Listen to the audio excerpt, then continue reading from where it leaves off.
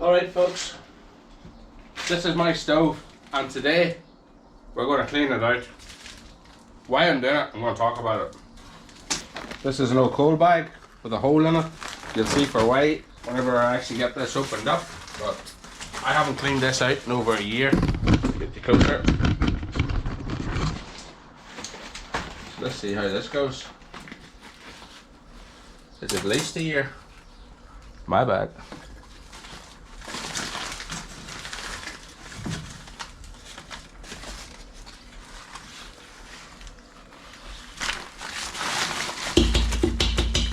Don't have to worry much about it whenever you're burning good dry stuff.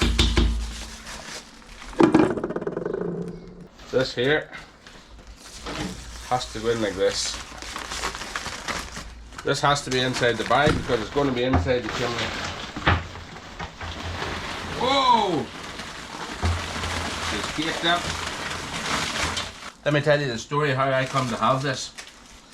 Me and Jason was working on site. He just got a skip. He filled it. I helped him fill the half of it with rubbish and filling it up. He says, that's Tara, that's half that skip full of waste already. So I was like, dude, why are you not taking that waste and burning it to heat your home? He was like, why do you not do that with yours? And I was like, I would do it if I had a guaranteed source of wood. And I'm not joking you folks. He says to me, I'll guarantee you a source of wood. And in 3 months, we bought this yoke. And that day, like, this is a buffer tank, holds 1200 litres or thereabouts, not 100% sure. This here holds a lot of timber. A lot more timber than you'd burn in your wee fire stove in the house. I'll show you inside now. This here is your ash pan. This here is the bottom of the grate. That there's water jackets there. Water passes through that. This is the top of that's the bottom of the firebox. This is the top of the firebox. And over there is where it goes up into this. Heat goes through that heat exchanger, out into the chimney, out the exhaust. This is how I come to have this dewalt drill. I was using my mum's drill for this reason. I was actually boring steel with it, but I had a end of her Black & Decker drill for cleaning this chimney out. I made a mess of it, started smoking. This here's the wee bit that the, what is it, 6 side hexes? I forgot to charge the drill. So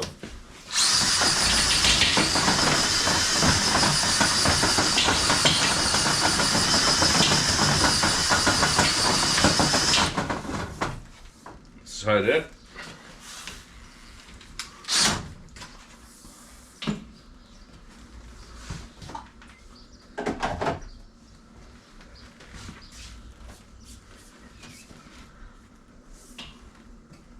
It's never as smooth whenever you're on camera, is it? This year, not the real, telling the real story. Guys, we're almost 12 months into YouTube. How cool is that? Almost out of the year. What do I do with that bit?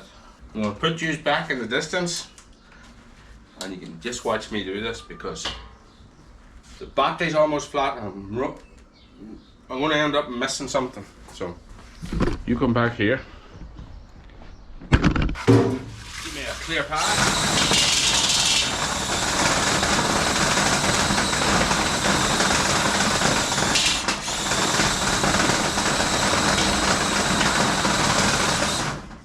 Have you noticed I'm not wearing gloves today? Because they end up wrapped around this. Yeah, I know that. Hi old man, the dust man. Hey. Get ready straight, eh? Oh, alright. I don't have a dust man's hat. I do have a dewalt drill. Drum roll. This is full of air. Whoop.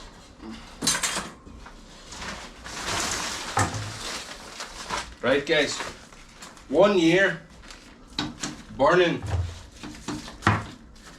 daily, I would say easily 18 hours a day.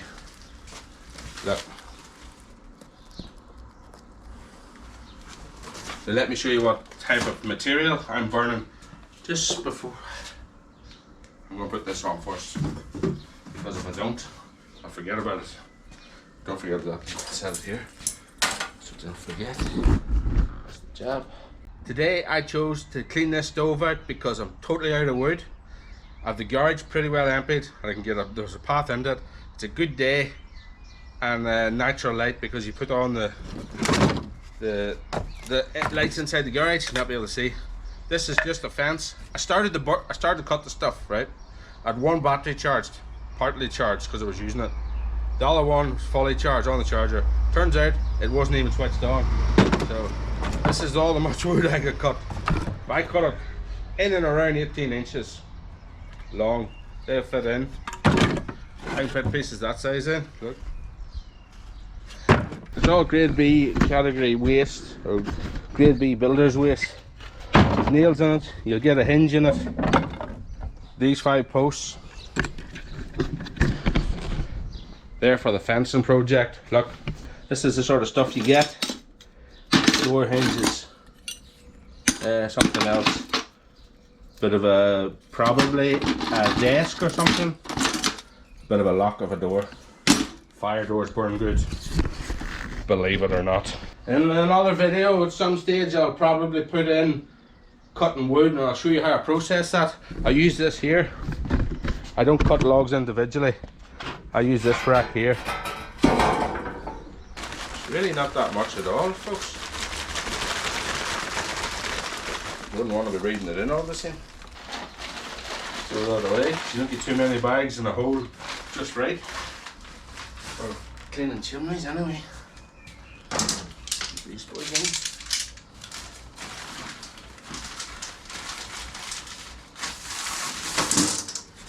This in.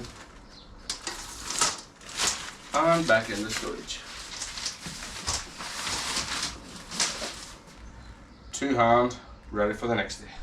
56 degrees. This here is fan assisted. Let me show you what it does. After I put this on, actually. Screw this in again. Just screwed it out for the bigger diameter. I was able to put the bag over it. So now you are going back in.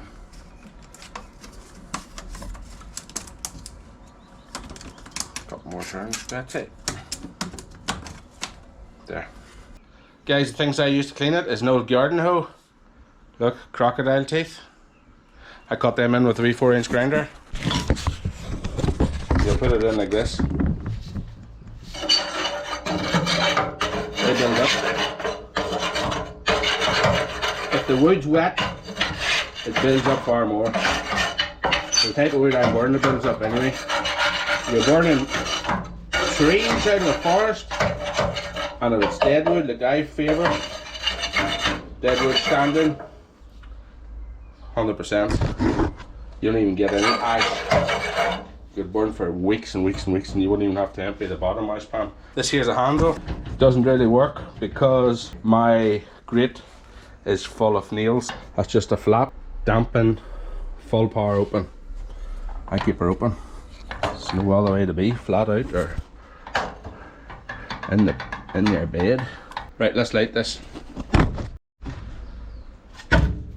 Put this in like this. We get a lighter. We get a easy, boys. I'm using far more than I need to, just for the show.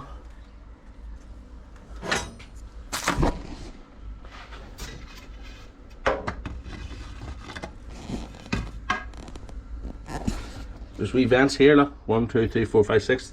That's the vent that this here fan pushes out, but I'll explain that in a minute.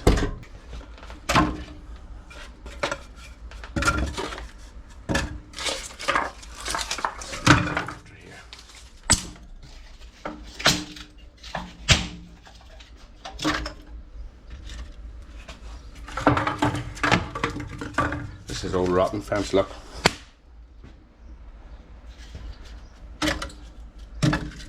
Good kindling, thanks.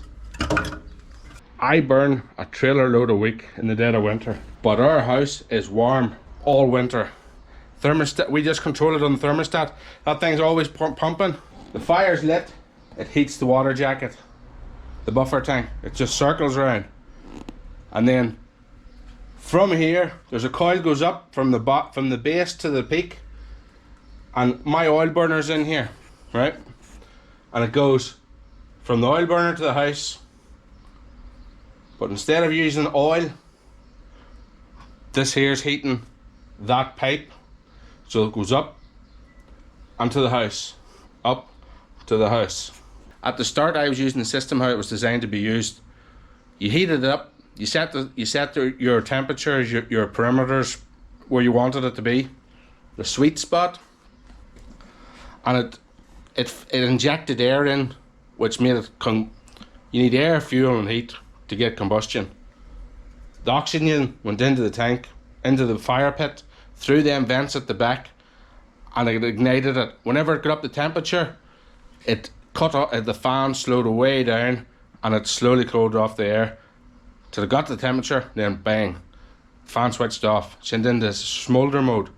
But the problem I was faced with, because I'm surrounded by houses, whenever the temperature cooled and it was inject air in to get the temperature to rise again, the fan switched on, the fire was smouldering, lots of oxygen and air circulating started going in through the vents at the back, and it was. Do you ever see a fire that's not burning flames? It starts to smoke.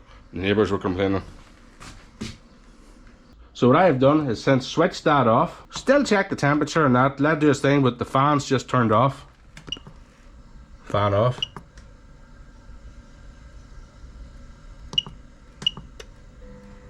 Fan on. Fan off, because we don't use that anymore. What I do now is I just treat it like an open fire and control it slightly through that. That's always open, that's the vent, it's always open. There's a screw that's loose. And then if I need to get a burning right, I open this. That's the turbo button. This is the choke, folks. Looks a bit like a turbo, doesn't it? Any for all you petrol heads or diesel heads.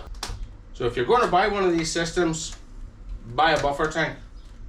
If you can buy a buffer tank 3 times bigger than whatever this tells you to buy. We were told to buy one out of 1,000 litres, and look, it did suit. But if I was ever putting in another one, I would be taking this whole corner right here and putting one in 5,000 litres, because that fire, you see, whenever you have it controlled, I can't actually fill it up full boot because the temperature should be way above 100 degrees. The sirens and everything's going off at that stage.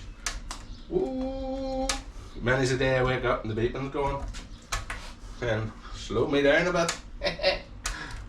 Never. Flat out boss.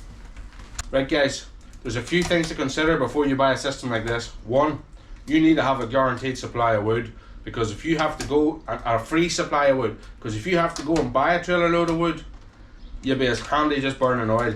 That's how the price of things is. Think about it. You know, oil is more expensive because it's, you know, than wood, because it's less work. You know, it all mix and match or whatever. We get the wood for free, and what we burn and for the heat we have, there's no comparison. And I worked it out that I'm getting paid probably 40 quid an hour for the labour it was into it, maybe 50, depending how cold it is, how much wood there is, how much work's in the wood. It takes about 3 hours to fill that. It does a week, 3 hours a week of work, but you still have to feed the fire after that. It doesn't feed itself. Yeah, you could, but it's cost you a lot more money if you want to feed itself. This is my rack. This here was just 3 together. If I burn logs, I'm burning them 18 inches deep. That firebox is like 18 inches square. 18 inches by 18 inches by 24 inches deep, something like that. If I burn logs, I cut them in and around 18 inches. It's the sweet spot. You can build them into the fire just like, I can put like six or seven, 6 to 8 inch round logs into it. Don't even split them, just cut them, throw them in. And if I filled this rack with that much wood, I would probably get 10 to 12 days of burning out of it.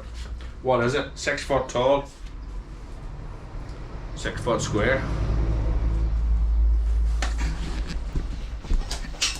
And it is worth noting, the rack doubles up as a clothes hanger for an air line too.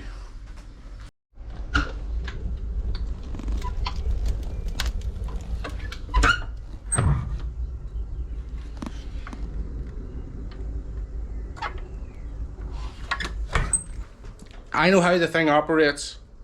I probably didn't explain it right. If you have any queries, get in touch and let you know. Now, stay tuned. I'm going to show you why the wife doesn't let me clean the house.